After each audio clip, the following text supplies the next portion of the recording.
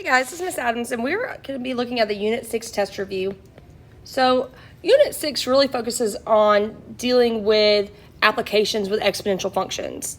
So, the first thing we're going to look at is problems 1, 2, and 3. And we're going to be looking at the initial amounts, growth decay, factors, growth decay rates, and asymptotes.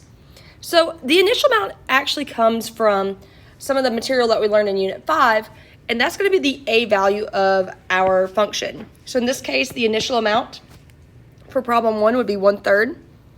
And then we need to look at our change factor, which is going to be in our parentheses. So I have a change factor of 2. Because this is greater than 1, it's a growth factor. Then we get to change rate. Your change rate is going to be the difference between your change factor, so in this case 2, and 1. So I'm going to do 2 minus 1. And that's going to give me a change rate of 1. And this is a growth rate because we had a growth factor, therefore we're going to have a growth rate. And then our asymptote, this comes again from our Unit 5 material, is going to be whatever is at the end, that's our k value. So our asymptote is at y equals -7. Let's look at number 2. So for number 2, we don't have an initial amount just written down here, but it's understood to be 1 because we do have some sort of function happening. So we're going to start at 1 for our initial amount. Then we're going to look inside the parentheses for our change factor. And in this case, my change factor is 1.25. This is greater than 1, so it's a growth factor.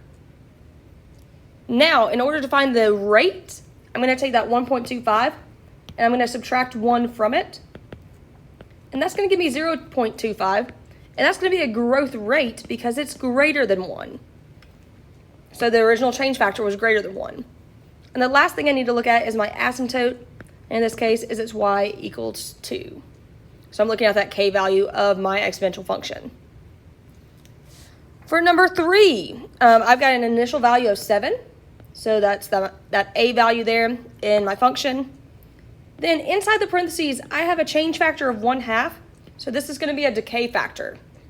Now, I don't want a negative rate. So what I'm going to do in order to find my decay rate, I'm going to do 1 minus 1/2. And that's going to give me a decay rate of 0.5. And then the last thing I'm going to look at is my asymptote here. There's nothing listed, so my asymptote is going to be understood to be y equals 0.